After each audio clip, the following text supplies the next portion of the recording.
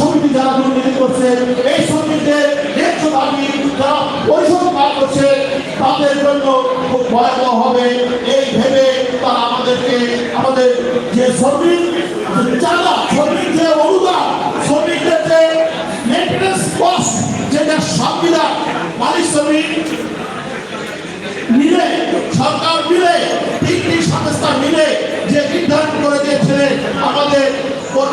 ব্যয় ভাগ, সেই 50 টাকা, সেই 50 টাকা মালিকরা দীর্ঘদিন আত্মসাৎ করে রেখেছেন। আমার বিশ্বাস পরবর্তী যে সভাপতি সাধারণ সম্পাদক হবে